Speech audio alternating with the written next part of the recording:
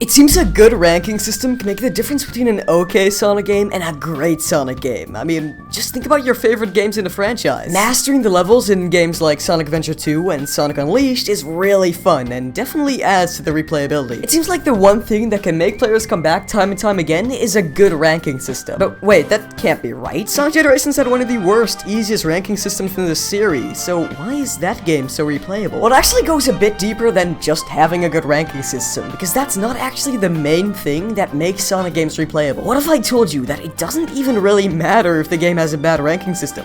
As long as the game meets specific criteria on its own, you can completely ignore it and it's still gonna be replayable. But what are these criteria, and what's the reason that those Sonic games specifically are so successful at replayability? Well, let me introduce you to a little something I like to call the Metal Harbor argument. What does it mean? Well, you'll find out soon enough, but first, we need to figure out how we even got here. Metal Harbor is notorious for being one of the more difficult Sonic stages in SA2 to get an A rank in. For the longest time, I too never had an A rank in this stage, but at some point, I just couldn't look at that B rank any longer. I had to get the A rank. So what did I do? Well, I started perfecting my run. I started replaying the stage over and over again until I got to a point where I was skilled enough. But the only reason this is genius is because it doesn't alienate anyone. I mean, think about it. How much does it actually take to beat the stage? Well, players who go through it for the first time can basically just hold forward through the entire stage. Just do some homing attacks here and there, maybe a lightspeed dash, and boom, they're done. But notice how they'll get a big fat E rank. This is where it starts to become a bit more interesting. For the players who actually want to go for the ranks and want to improve on the game,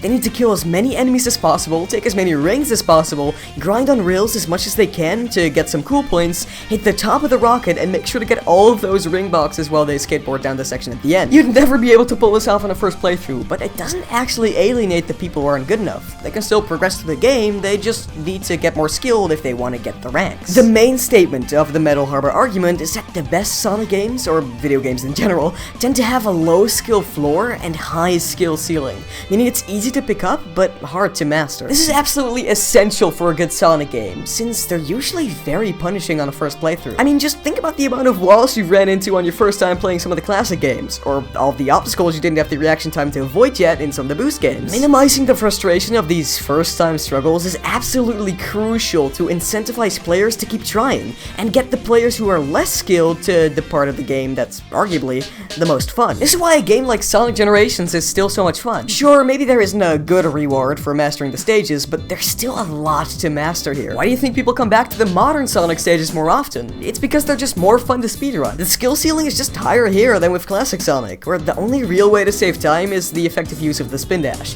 While in the modern stages, there's a ton of shortcuts everywhere. Just think about the stomp shortcut in Green Hill. First time players wouldn't think of that. The exact same thing can be applied to Sonic Adventure. I mean, think about the iconic bridge shortcut in Emerald Coast, or the open level design of the Till stages. Sonic Adventure had so many opportunities for replayability, and it didn't even have a ranking system at all. Good replayability in Sonic games is all about increasing that skill ceiling, and having a good ranking system is simply just one of the ways you can achieve that.